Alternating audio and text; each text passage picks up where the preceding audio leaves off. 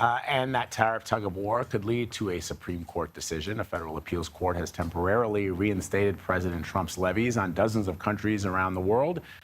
In back-and-forth rulings, the appeals court granted the Trump administration an immediate administrative stay after a federal trade court ruled Trump could not use emergency powers to impose tariffs. Basically, this means Trump's tariffs are back on for now.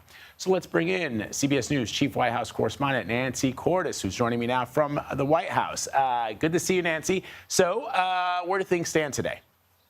Where things stand, Vlad, is that the tariffs are still in place for now because this appeals court gave the two sides a couple of weeks to submit new paperwork in this ongoing legal fight that could end up going all the way to the U.S. Supreme Court. And the fact that the future of these tariffs is uncertain certainly throws a wrench into all of these negotiations that are taking place right now between the administration and dozens of different countries, with the administration seeking new trade deals as an alternative to imposing big new tariffs on all of those countries. The fact that it's possible that those tariffs could all go away is certainly a complicating one for countries as they try to figure out how to approach these negotiations with the administration. Very interesting. The other news today, Nancy, as you know, is that it's Elon Musk's quote-unquote last day with the Trump administration. He's been making a bit of a wave on his way out of the White House in an interview with Sunday Morning. What do we know?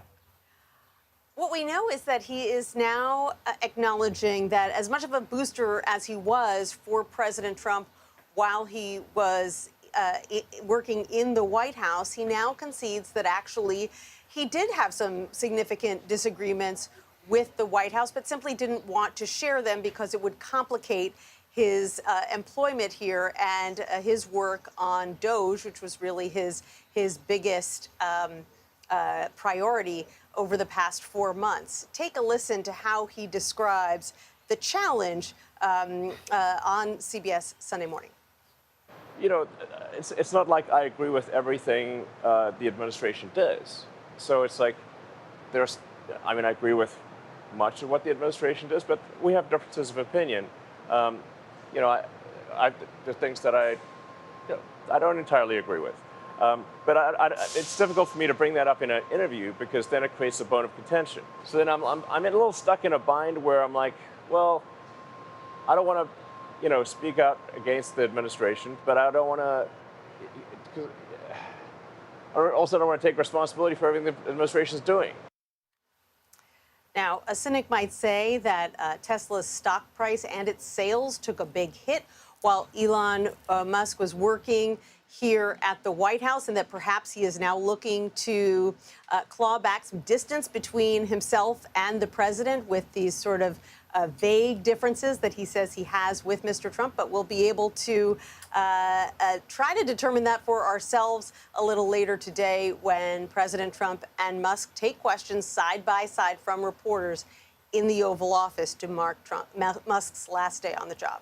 Yeah, it's just so fascinating to me, Nancy, because it strikes me that we have yet to see any kind of tangible benefit to the American people for the things that Elon Musk says he did and the things that we know that he did. The economic data is weakening by the quarter, and so it'll be interesting to see what kind of questions they answer when it comes to the benefits of getting DOGE, as has now been coined.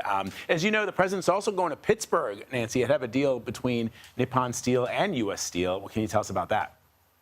Well, the details about this deal are pretty murky right now, Vlad. The White House insists that we'll get more clarity when the president speaks later this afternoon. But this has to do with the Japanese company Nippon Steel, which has been trying to purchase U.S. steel for quite some time. Both the Biden administration and the Trump administration put the brakes on that out of national security concerns. But now the president says there is some kind of deal.